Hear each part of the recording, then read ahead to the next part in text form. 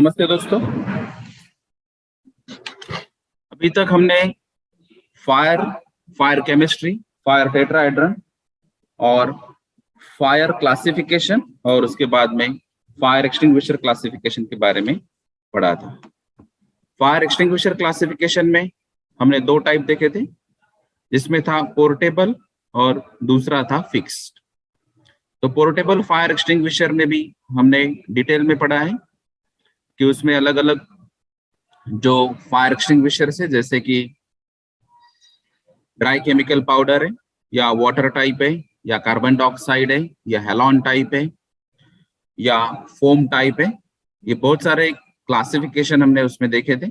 और उसका जो यूज था वो स्पेशली प्रिंसिपल मेथड्स पे, जैसे कि स्टारवेशन, कूलिंग और स्मूथनिंग के बेसिस पे हमने उसका ऑपरेशंस भी देखा था कि फायर एक्सटिंग्विशर कैसे ऑपरेट करते हैं। अभी जो सेकंड टाइप है वो है fix type of fire extinguisher.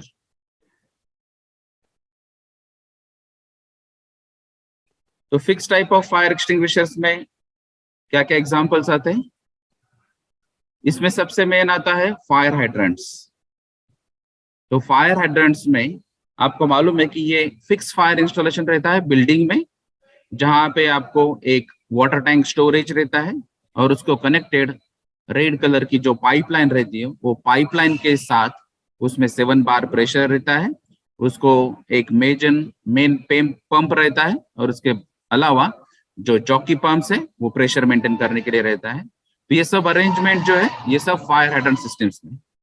अभी जो टेल एंड है, यानी कि जहां से प्रेशराइज वाटर आता है और वो फायर एक्सटिंग्विश करने के लिए आपको यूज करना है, तो उसके लिए यहाँ पे होज रील अरेंजमेंट हो सकती है, होज बॉक्स अरेंजमेंट होती है, या फिक्स मॉनिटर होता है, या फिर पोर्टेबल ग्राउंड मॉनिटर हो सकता है, या फिर ट्रॉली माउंटेड वाटर मॉनिटर रहता है।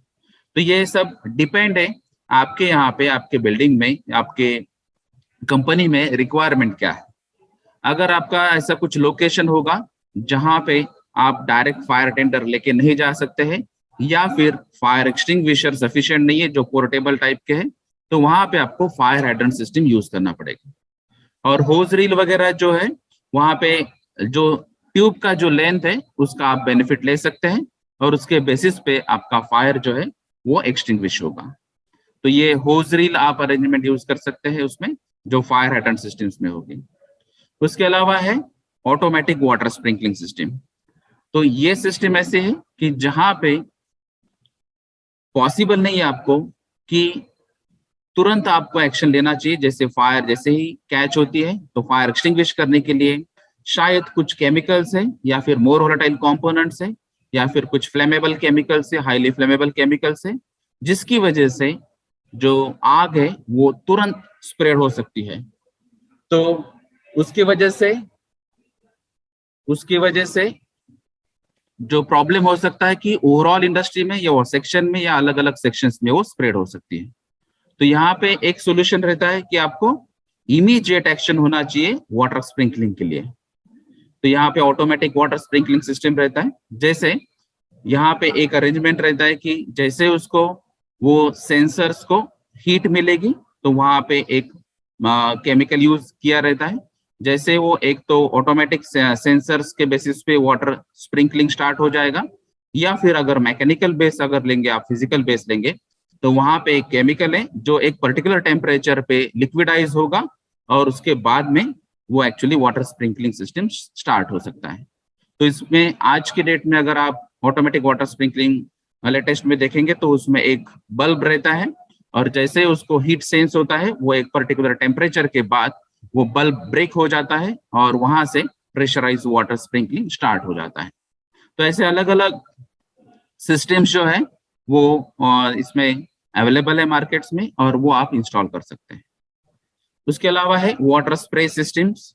तो यहाँ पे स्प्रेइंग मैकेनिज्म हो सकता है, जैसे कि हाई वेलोसिटी स्प्रेइंग सिस्टम आता है, मीडियम वेलोसिटी स्प्रेइंग सिस्टम आता है, या फिर लो वेलोसिटी स्प्रेइंग सिस्टम आता है। तो ये अलग अलग वेलोसिटीज के स्प्रेइंग सिस्टम्स यहाँ पे अवेलेबल है।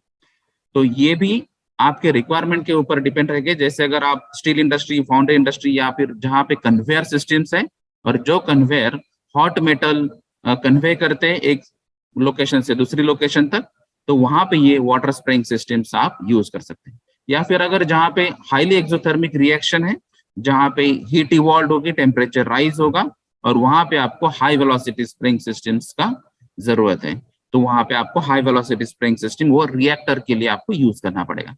तो डिपेंड है आपकी कंडीशंस क्या है, वो कंडीशन के हिसाब से आपको ये अलग अलग मैकेनिज्म आपको इंस्टॉलेशन जो है वो यूज करना पड़ेगा। उसमें दूसरा है फोम सिस्टम या कार्बन डाइऑक्साइड सिस्टम या ड्राई केमिकल पाउडर सिस्टम्स। तो ये अलग अलग सिस्टम्स किसके बेसिस पे है? तो ये फायर क्लासिफिकेशन के बेसिस पे है। तो फायर क्लासिफिकेशन अगर लिक्विड या गैसेस फॉर्म में रहेगा तो वहां पे आपको ये फोम डीसीपी टाइप के फायर एक्सटिंग्विशर्स यूज करना पड़ेंगे जो फिक्स इंस्टॉलेशन है। तो यहाँ पे अगर CO2 के एग्जांपल लेंगे तो कार्बन डाइऑक्साइड अगर आपके यहाँ पे गैसेस या लिक्विड फॉर्म में है या फिर इलेक्ट्रिकल फायर या इलेक्ट्रिकल हजार्ड्स का इश्यू है, तो वहां पे कार्बन डाइऑक्साइड के आपको सिलेंडर्स यानी कि बैंक्स आपको यूज करना पड़ेंगे। तो CO2 बैंक्स अगर आप यूज करेंगे वहां पे तो जितना आपको रिक्वायर्ड CO2 है वो आपको कंटिन्यूस सप्लाई होगा और एक के बाद एक सिलेंडर्स वहां पे ऑटोमेटिक सप्लाई करते जाएंगे। तो ये भी सिस्टम्स, ये स्पेशली अगर आप स्टील इंडस्ट्रीज में देखेंगे तो यहाँ पे अलग अलग सिस्टम्स जो स्पेशली जहाँ पे CO2 यूज होता है, अगर इन केस मेटल फायर होता है तो वहां पे आपको बहुत ज्यादा क्वांटिटी में ये फायर एक्सटिंग्विशिंग मीडिया लगता है, तो यहाँ पे ये CO2 बैंक प्रोविजन वहां पे रहती है। उसके अलावा जो वेपराइजिंग लिक्विड सिस्टम है या फिर स्टीम सिस्टम है या फिर इनर्ट गैस सिस्टम है या एयर एजिटेशन या ड्रेंचर्स है, तो ये अलग अलग सिस्टम्स हैं जहां पे आप ये स्पेसिफिक फायर एक्सटिंग्विशिंग मीडिया अगर आप यूज नहीं कर पाते हैं जिसकी वजह से प्रॉब्लम हो सकता है, या फिर उसके बाद में जो क्लीनिंग करना पड़ता है वो अगर आपको क्लीनिंग अवॉइड करना है तो यहाँ पे वेपराइजिंग लिक्विड या स्टीम सिस्टम या इनर्ट गैस जैसे नाइट्रोजन गैस है, ऐसे अलग अलग गैस सिस्टम्स आप यूज कर सकते हैं। या फिर कहीं पे आपको वेंटिलेशन प्रोवाइड करना है या फिर डाइल्यूशन प्रोवाइड करना है, यहाँ पे अलग अलग सिस्टम्स आप यूज कर सकते हैं। तो ये बहुत सारे एग्जांपल्स है जहां पे हम उसको कहेंगे फिक्स फायर इंस्टॉलेशंस। इसमें अगर जिन्होंने नहीं देखा है उनके लिए ये फोटोग्राफ्स है, ये है फायर हाइड्रेंट सिस्टम्स। तो ये फायर फाइटिंग इंस्टॉलेशन इक्विपमेंट्स के अंडर आता है। तो ये एक्चुअली पाइप जो है वो कनेक्टेड है और वो ग्राउंडेड है, यानी कि अंडरग्राउंड ये पाइप हो सकता है या वो अबव द ग्राउंड भी हो सकता है, लेकिन ये फिक्स इंस्टॉलेशन है। यानी कि आप जैसे पोर्टेबल फायर एक्सटिंग्विशर्स में आपने देखा है कि पोर्टेबल फायर एक्सटिंग्विशर आपका 2-2.5 kg या 5 kg या 7 kg या 9 kg तक हो सकता है। अगर ऐसे फायर एक्सटिंग्विशर्स हैं तो वो आप कहीं पर भी अलग अलग लोकेशंस पे लेके जा सकते हैं। लेकिन ये सिस्टम्स है जहां पे फायर क्वांटिटी ज्यादा रहेगी, लार्ज फायर रहेगी, लेकिन आपको फिक्स इंस्टॉलेशन यूज करना है, फायर हाइड्रेंट सिस्टम्स यूज करना है, तो उसके लिए ये होज रील अरेंजमेंट हो सकती है।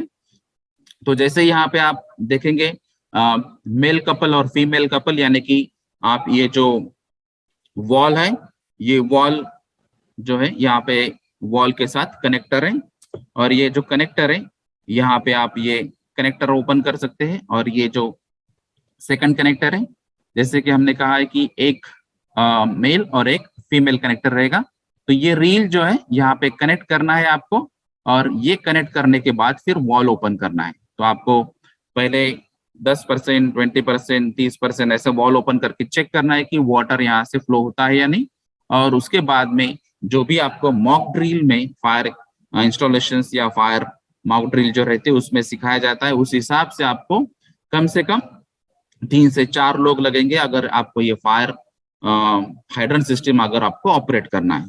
तो उसमें स्पेसिफिक गाइडलाइंस भी रहते हैं कि आपको ये होज रील या फिर ये जो पाइपलाइन है इसको होल्ड कैसे करना है, इसको एम कैसे करना है, और आपके पैर की पोजीशन कैसे होनी चाहिए, फिर आपका एम कैसे होना चाहिए। ये जो मिनिमम रिक्वायरमेंट हमने बताई है कि ये 7 बार जो प्रेशर है ये एक्चुअली वो वाटर हाइड्रेंट सिस्टम्स में अवेलेबल है या नहीं, ये भी आपको चेक करना है और उसके बाद में ये एक्चुअली आपको ऑपरेट करना है। तो पहले अगर आपको ट्रेनिंग दी गई है, आपने मॉक ड्रिल में पार्टिसिपेट किया है, उसके बाद ही आपको ये कॉन्फिडेंस आएगा कि इसको कैसे ऑपरेट कर सकते हैं। तो आपको ये थेरोटिकल नॉलेज भी चाहिए कि इसमें एक्चुअली मिनिमम रिक्वायरमेंट्स क्या रहती है, इसकी लेंथ कितनी है, कनेक्शंस कैसे होते हैं, वॉल ऑपरेट कैसे करना है, और उसके बाद में आपका मॉक ड्रिल का जो एक्सपीरियंस है, जो ट्रेनिंग का एक्सपीरियंस है, वो आपको काम में आएगा फायर एक्सटिंग्विशिंग करते टाइम। उसके अलावा ये जो सिस्टम हमने बताई थी वाटर मॉनिटरिंग सिस्टम्स, तो यहाँ पे एक थोड़ा सा प्रोविजन है कि आपको लोकल लेवल पे आप ये थोड़ा सा मूवमेंट कर सकते हैं। जैसे यहाँ पे ये हैंडल दिया है और यहाँ पे मूवमेंट हो सकता है। तो आपका जैसे माइंस का एग्जांपल है, जैसे यहाँ पे ये कोल माइन का एग्जांपल है, तो कोल माइंस में फायर कैच होने के ज्यादा चांसेस रहते हैं, क्योंकि जैसे टेम्परेचर बढ़ेगा वहां पे अगर कोई इग्निशन सोर्स रहेगा तो यहाँ पे कोल एज अ फ्यूल है, तो ये फ्यूल बर्न हो सकता है वहां पे, जो हीट है उसकी वजह से यहाँ पे बर्निंग के चांसेस या फायर कैच होने के चांसेस है। तो यहाँ पे ये वाटर मॉनिटर सिस्टम जो है उसके हिसाब से या फिर उसका हेल्प लेके आप ये जो फायर है ये फायर एक्सटिंग्विश कर सकते हैं। अभी ये जो सिस्टम है जो नॉर्मली बिल्डिंग्स में यूज होता है, जैसे ये पाइपलाइन, उसका डायमीटर और उसके लेंथ के हिसाब से आपको पता चलेगा कि आपको थोड़ा सा जो डिस्टेंस है, अगर आपको डिस्टेंस पे कहीं पे आपको लेके जाना है और वहां पे फायर एक्सटिंग्विश करनी है, तो ये आप होज रील यूज कर सकते हैं। तो ये होज रील ऑलरेडी ये पाइप को कनेक्टेड रहता है, आपको सिर्फ बॉल ऑपरेट करना है, ओपन करना है, और उसके पहले जैसे मैंने कहा कि अगर आपके ट्रेनिंग्स या मॉक ड्रिल्स में अगर ये ऑलरेडी हो चुका होगा तो ही इसका कॉन्फिडेंस आएगा।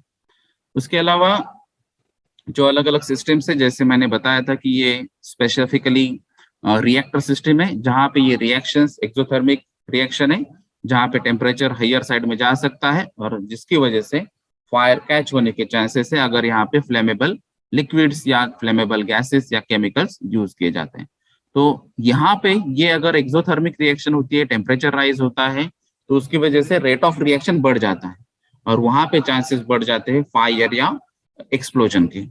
तो इसलिए आपको इमीडिएट एक्शन लेने के लिए ये high velocity water spring systems यहाँ पे यूज करना चाहिए।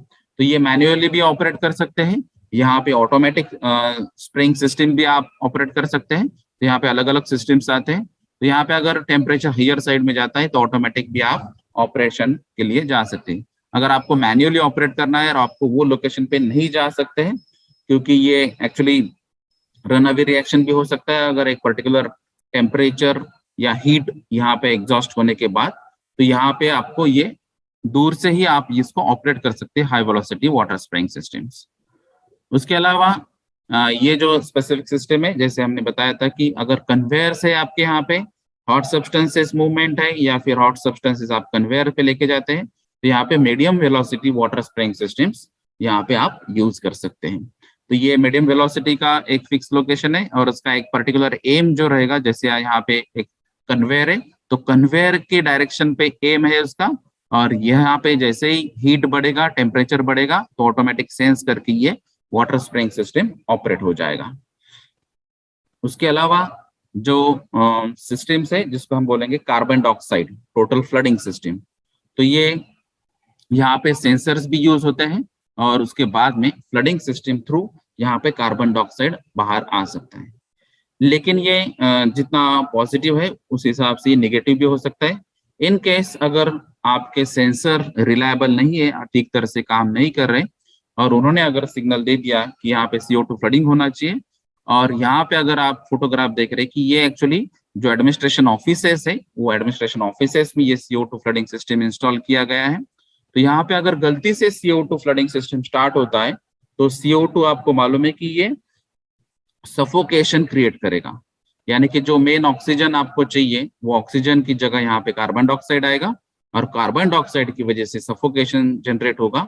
और फिर यहाँ पे अगर ये कंटिन्यूअस वेलोसिटी से आता है और यहाँ पे अगर ज्यादा वो फ्लडिंग सिस्टम जनरेट करता है, फ्लड होता है CO2 सिस्टम, तो यहाँ पे फैटलिटीज या अनकॉन्शियसनेस के भी चांसेस हैं।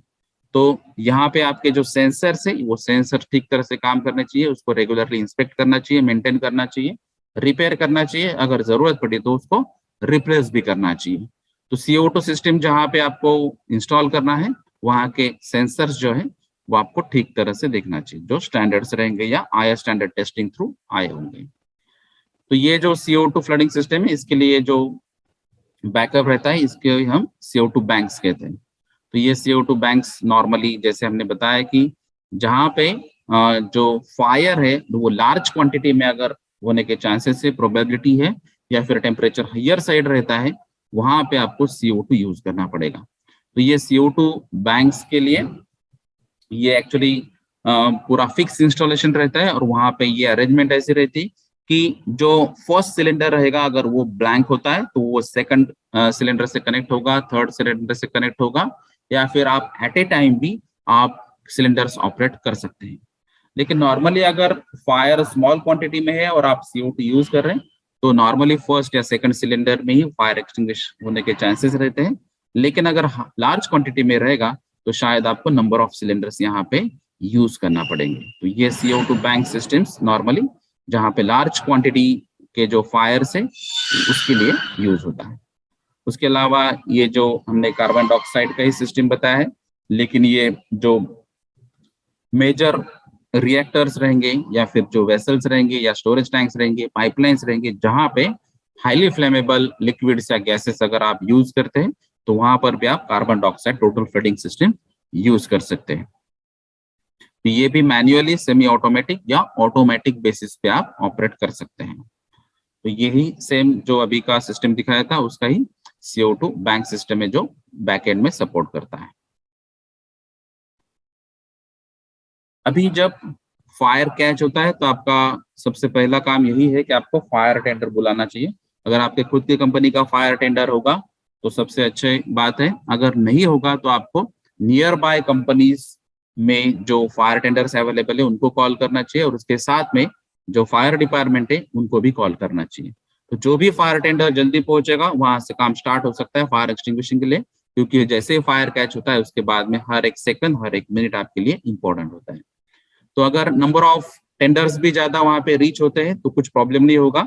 लेकिन अगर कोई जल्दी नहीं पहुंचेगा तो शायद जो भी आप पोर्टेबल या फिक्स फायर इंस्टॉलेशन यूज करते हैं उसके अलावा भी अगर लार्ज क्वांटिटी में फायर होता है तो स्पेशली जहाँ पे केमिकल इंडस्ट्रीज रहते हैं या फिर आप केमिकल का स्टोरेज रखते हैं या फिर केमिकल हैंडल करते हैं, वहां पे ये ज्यादा इश्यू हो सकता है, इसलिए आपको फायर टेंडर को कॉल करना चाहिए। तो ये फायर टेंडर अभी जो कन्वेंशनल सिस्टम से और जो अभी लेटेस्ट सिस्टम है इसमें बहुत सारे एग्जांपल्स है, उसमें बहुत सारे चेंजेस भी है। लेकिन आपको ब्रीफ में बताता हूँ कि इसमें आपको जो वाटर स्प्रेइंग सिस्टम रहती है इसमें फोम सिस्टम्स अवेलेबल रहता है, इसमें CO2 फायर एक्सटिंग्विशिंग मीडिया भी रहता है, और आज के डेट में अगर आप चेक करेंगे तो इसमें GPS सिस्टम भी रहता है जिसकी वजह से आपको लोकेशन क्लियर होना चाहिए। फायर टेंडर का भी लोकेशन आप पता कर सकते हैं और फायर टेंडर वाले को भी आपका लोकेशन पता हो जाएगा, और उसके बाद में जो फास्टेस्ट रूट है वो भी आपको पता चल सकता है कि यहाँ पे ट्रैफिक कम है या फिर ये एक्चुअली ऑप्शन अच्छा है। तो ये भी बातें पता चलती है, स्पेशली जहाँ पे किलोमीटर्स में डिस्टेंस ज्यादा है तो उसके लिए आपको बेस्ट ऑप्शन भी आप चॉइस कर सकते हैं GPS सिस्टम थ्रू। उसके अलावा यहाँ पे उसके आगे एक लेवल इंडिकेटर रहता है। ये लेवल इंडिकेटर भी इंपॉर्टेंट है क्योंकि आपका जो फायर टेंडर है एक फिक्स जगह और फिक्स लोकेशन पे एक ही बैलेंस मूवमेंट में रहना चाहिए, उसके बाद में एक्चुअली ये फायर टेंडर्स में जो फैसिलिटीज है वो ऑपरेट करनी चाहिए। तो इसमें भी सेम फायर होज रील या फायर रील्स रहते हैं। उसके अलावा जो पंप सिस्टम से वो pump system already inbuilt installed रहती है। उसके अलावा जो फीमेल और मेल कपलिंग हमने देखा था वो भी इसमें अरेंजमेंट रहती है। जो वॉल ऑपरेशंस रहती है यहाँ पर भी अवेलेबल रहेगी। इवन पोर्टेबल फायर एक्सटिंग्विशर्स भी इसमें अवेलेबल रहते हैं। और अभी जो लेटेस्ट फायर टेंडर्स है उसमें अभी रिमोट बेसिस पे भी आप ऑपरेट कर सकते हैं। तो जैसे कि यहाँ पे अगर आप ये लाइन देखेंगे तो ये मेन जो लाइन जिससे वाटर या फोम या फायर एक्सटिंग्विशिंग मीडिया स्प्रे होता है, तो उसके साथ अभी आज के डेट में कैमरास भी अटैच है, इवन टेम्परेचर सेंसर्स या फायर सेंसर्स या स्मोक सेंसर्स भी अटैच है। यानी कि ये आपको डेटा भी प्रोवाइड कर सकते हैं। अगर आपने लेटेस्ट फायर टेंडर्स देखे होंगे तो उसमें कैमरा भी अटैच है, कैमरे की वजह से आपको पता चलता है कि एक्चुअली सिचुएशन क्या है। जैसे कि नॉर्मली फायर फाइटर जब जाते हैं तो उनको एग्जैक्ट सिचुएशन का पता नहीं रहता है, वो जजमेंट्स और एक्सपीरियंस के बेसिस पे ही फायर एक्सटिंग्विश करते हैं। लेकिन अगर आपने ये कैमरास यूज किया या फिर अगर आपने टेम्परेचर सेंसर्स यूज किया तो आपको वो डेटा भी मिल जाता है कि यहाँ पे इतना टेम्परेचर है, यहाँ पे जो कैमरा की वजह से आपको सिचुएशन पता चलती है कि स्मोक कितना है, या फिर यहाँ पे एक्चुअल फायर कहाँ पे कैच हुई है, किस मटेरियल को हुए, उस हिसाब से आप फायर एक्सटिंग्विशिंग मेथड जो है या फिर जो मीडिया है आप एप्रोप्रिएट चॉइस कर सकते हैं। तो फायर टेंडर को कॉल करना चाहिए और उसके बाद में फिर आपके जो पोर्टेबल या फिक्स फायर एक्सटिंग्विशर है उसको ऑपरेट करना चाहिए जब तक फायर टेंडर पहुंच नहीं जाता।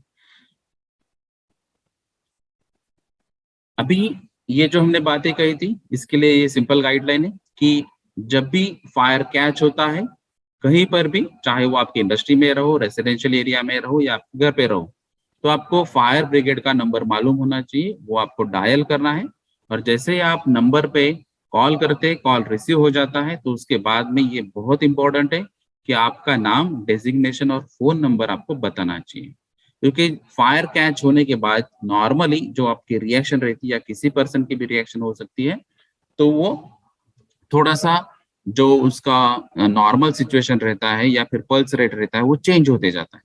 और जैसे ही पल्स रेट चेंज होगा, वहां पे आपका आवाज क्लियर कट सुनाई नहीं देता है, तो उसकी वजह से भी थोड़ा प्रॉब्लम हो सकता है। तो एट द एंड जो रिसीविंग एंड है, उनको ये अगर क्लियर इंफॉर्मेशन अगर पता चली कि आपका एग्जैक्ट लोकेशन क्या है और फायर किस वजह से लगी है, और जो भी आपकी इंडस्ट्री या रेसिडेंस है उसमें फायर लोड का जजमेंट वो लेना चाहते हैं कि उसमें एक्चुअली अलग अलग केमिकल्स है या फिर सिर्फ प्लास्टिक मटेरियल है या वुडन मटेरियल है या कोई और मटेरियल है, या सब ये कॉम्बिनेशन है। ये एक्चुअली एडमिनिस्ट्रेशन ऑफिस में आग लगी है या फिर स्टोरेज में आग लगी है या फिर जो मेजर प्लांट रहता है, मेन प्लांट रहता है, कोर प्लांट रहता है, उसमें लगी है, उसके हिसाब से भी वो जजमेंट लेके वो प्रिपरेशन करके वो आ सकते हैं। यानी कि उनको अगर पता चला कि ये पर्टिकुलर इंडस्ट्री है, यहाँ पे एक फायर टेंडर सफिशिएंट नहीं है, तो वो बाकी 2-3 फायर टेंडर्स को भी इमीडिएट कॉल करके वो बता सकते हैं। और फिर उसके बाद में जब वो आते हैं तो उनको गाइड करने वाला एक स्पेसिफिक पर्सन होना चाहिए जिसको एग्जैक्ट मालूम है कि आग कहाँ पे लगे, किस वजह से लगी, उसकी क्वांटिटी क्या है और यहाँ पे स्प्रेड अप होने के चांसेस क्या है। तो 5 मिनट, 10 मिनट, 15 मिनट में क्या पॉसिबिलिटीज है, और जो भी पर्सन्स है वो पर्सन्स को आपने असेंबल कहाँ पे किया है, उनको इवैक्यूएट किधर, कौन से डायरेक्शन में किया है, ये सभी बातें उनको बताते हैं चाहिए। तो ये सब मिनट्स में ये सब गाइडलाइंस प्रोवाइड करनी चाहिए, और साइमल्टेनियसली आपकी जो प्रिपरेशन है फायर एक्सटिंग्विशिंग की वो भी होनी चाहिए।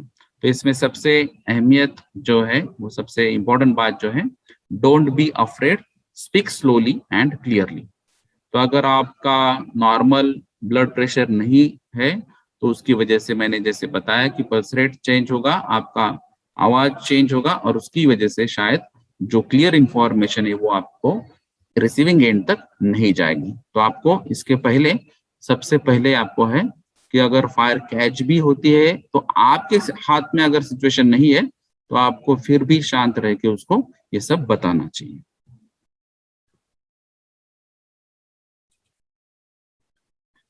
तो इसमें सबसे कंक्लूडिंग रिमार्क जो है, तो ये है अर्ली डिटेक्शन इज की टू फायर कंट्रोल।